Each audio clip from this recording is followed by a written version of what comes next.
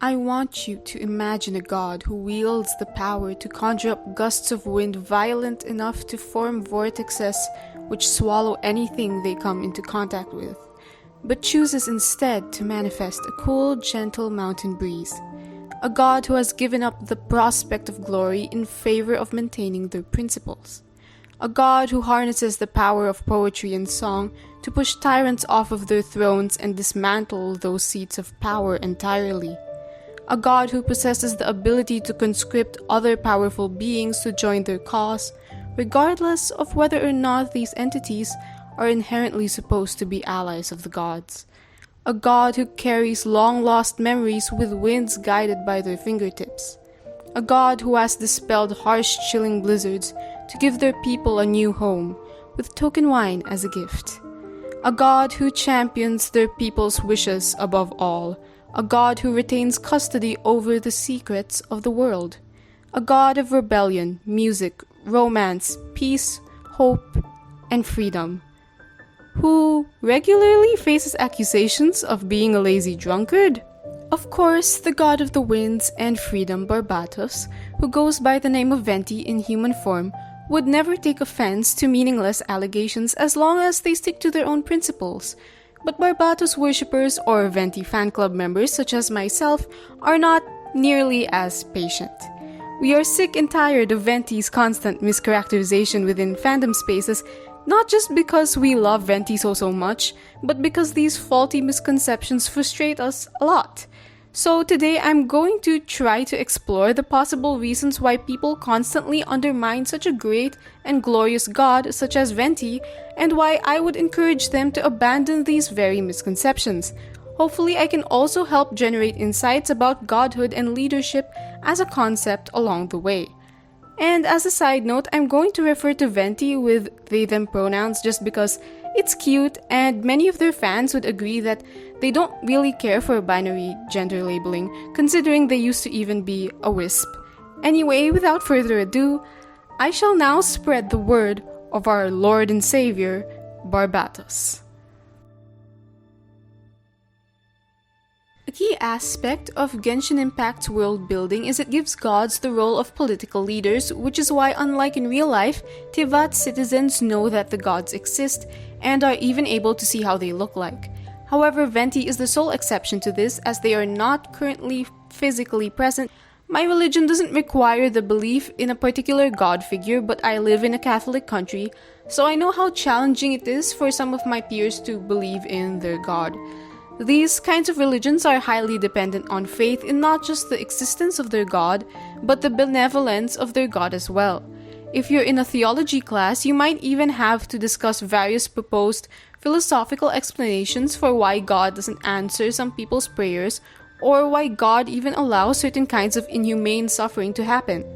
And this results from that God being invisible and unable to speak to humans and be held accountable by them. Barbatos is sort of like that as well. Their followers will have to believe in their power and benevolence even if they're not physically present to address their concerns. What makes things worse is that all the other gods seem to be physically present while Barbatos chooses not to be. We can't see the gods real-life people believe in, and that explains why their followers just have to trust in their existence even with a lack of concrete evidence. Meanwhile, with Barbatos, we do know for a fact that they exist, but we still can't see them around, so the experience of believing in Barbatos mimics that of believing in a god which we don't know for sure exists or not. It must be a frustrating thing for some players to grapple with, since now it seems like even in this game in which gods are explicitly shown to exist, we have to have faith in a god who doesn't seem to do anything to earn the trust of their people. Except Barbatos has actually done quite a lot for Mondstadt. I know lots of Venti fans would know this already, but I would like to explicitly state the 4 key instances in which Barbatos provided assistance to Mondstadt.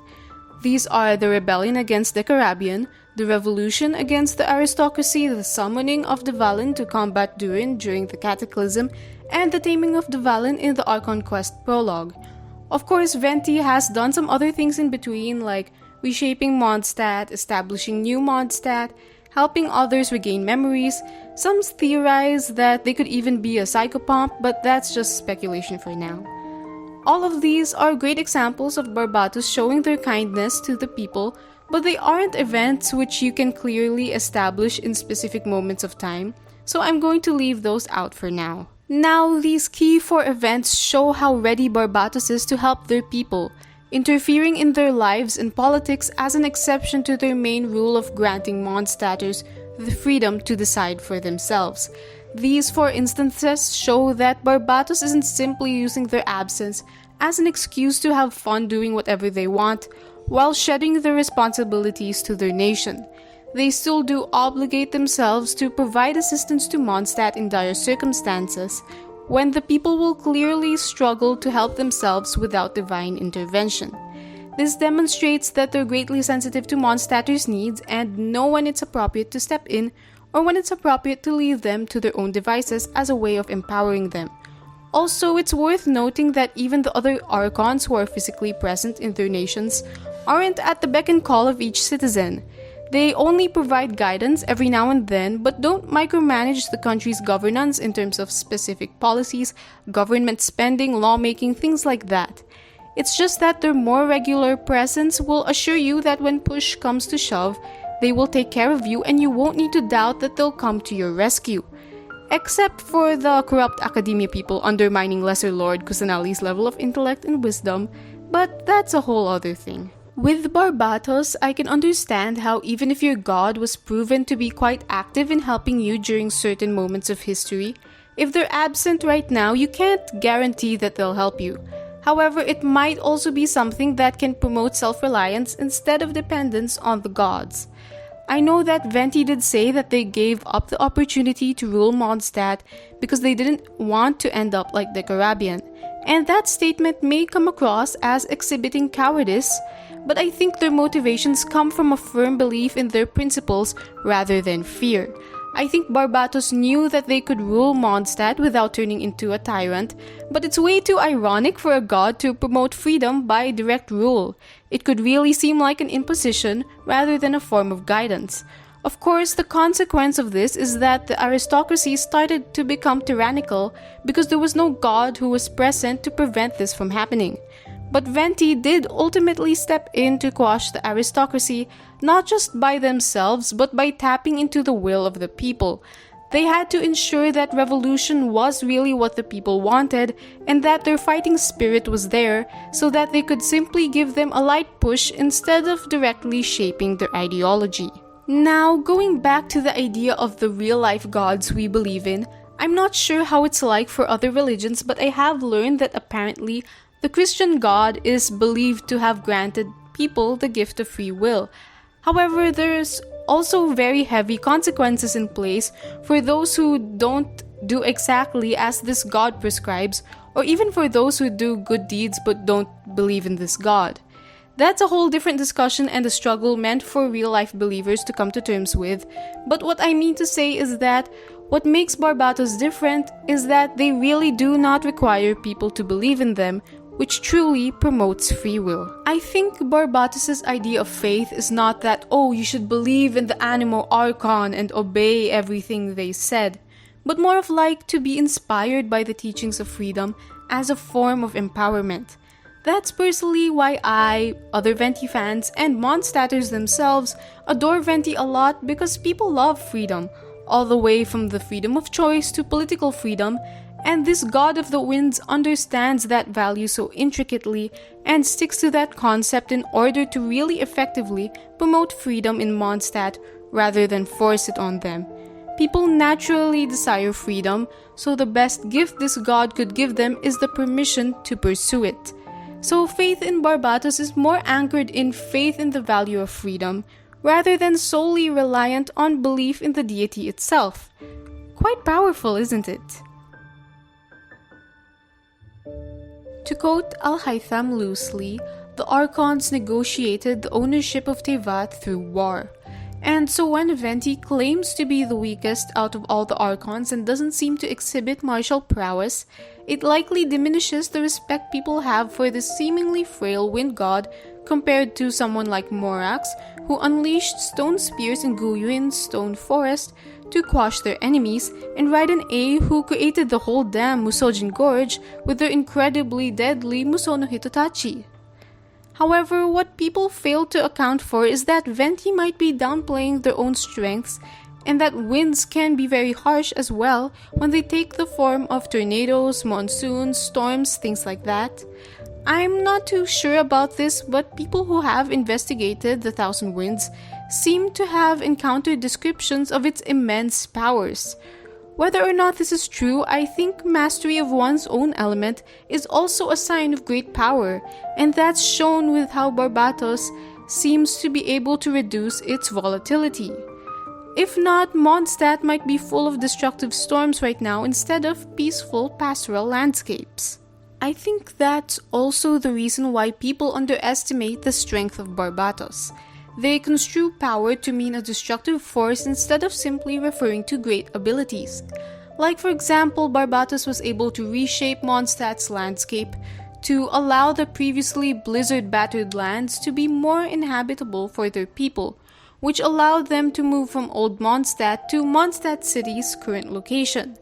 This demonstrates immense power through control over the winds and massive influence over the environment, but since it's not violent in nature, I think people tend to dismiss and ignore Venti's feats.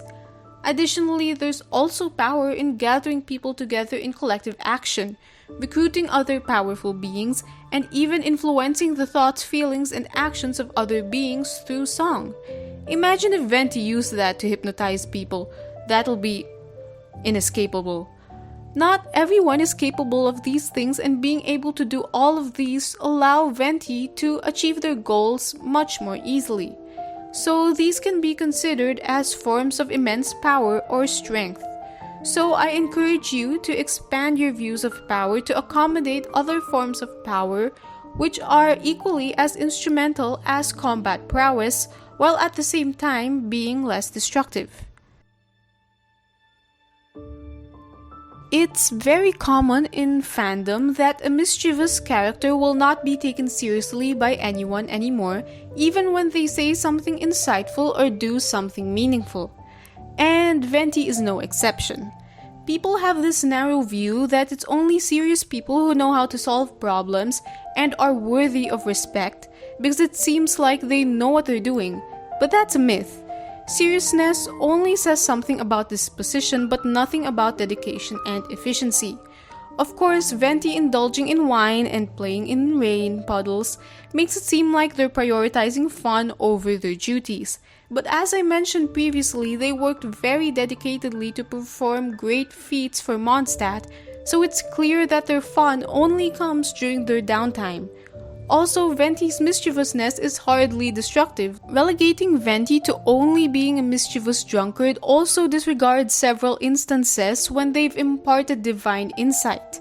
For example, in the Vinelezefest festival, they spent most of the time indulging in drinks, but they also whipped out a metaphorical poem to guide Razor in his journey to understand his origins, and they quite literally used their powers to help Razor picture what his parents looked like. Having this playful disposition allows Venti to solve problems with creative out-of-the-box methods, like mostly through singing, rather than just doing things the conventional way, like by ordering people around or something like that.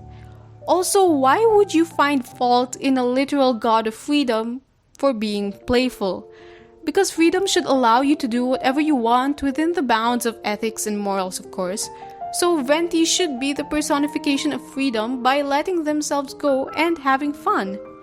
This attitude inspires others to have fun as well, and it also promotes a chill and non-judgmental environment in Mondstadt.